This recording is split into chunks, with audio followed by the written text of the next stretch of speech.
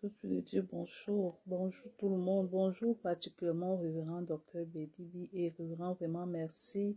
Merci pour toutes ces connaissances, pour tout ce sacrifice que vous faites pour nous sortir des captivités. Moi, j'ai intégré le challenge à la suite de l'interpellation que le révérend a faite à l'église.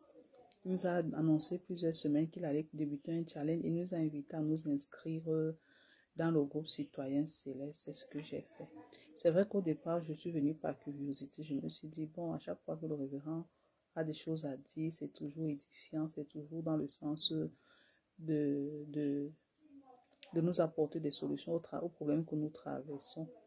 C'est ainsi qu'en suivant le challenge dès le premier jour, à partir des explications de ce que c'est qu'une étoile, de ce que c'est que le principe du micro-macro, de ce que c'est que l'antécédence du matériel sur du virtuel sur le matériel, j'ai compris qu'en fait, et effectivement, mon étoile avait été volée.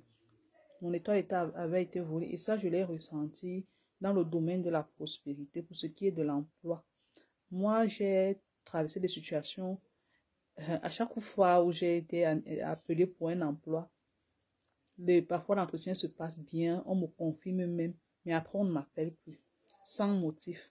Ou bien même quand j'ai fait des travaux pour des personnes, quand j'attends mon argent, tout se passe bien jusqu'au moment où l'argent doit arriver.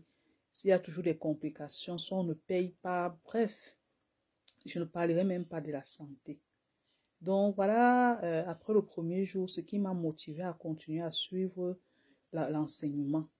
Je me suis dit, ah bon, ça veut dire tout ce que je traverse là, c'est un problème d'étoile volée. Et donc, il y a la solution, alors je reste connecté.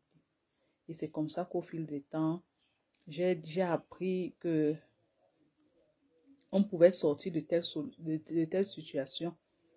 Lorsqu'on a une étoile volée, ça veut dire que l'ennemi nous a attaqué. Il nous attaque au niveau de notre âme. Et l'âme, c'est le monde spirituel. Et on ne peut pas guérir l'âme de façon physique avec les comprimés physiques. Ce qu'il faut pour guérir son âme, c'est l'aide de Dieu, la puissance de Dieu. Et Dieu agit au travers de son Fils Jésus qui est pour nous notre comprimé. Tout déclenche par la confession du Seigneur Jésus comme son Seigneur et Sauveur. Et puis, cette confession, ce sont des paroles de puissance, des paroles qui font faire.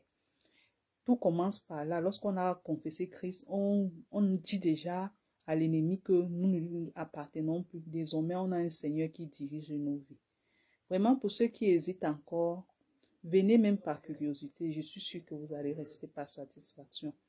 Merci tout le monde. Merci vraiment, révérend. Et je continue d'être connecté. Je sais que j'ai déjà ma victoire. Que Dieu nous bénisse tous au nom de Jésus-Christ.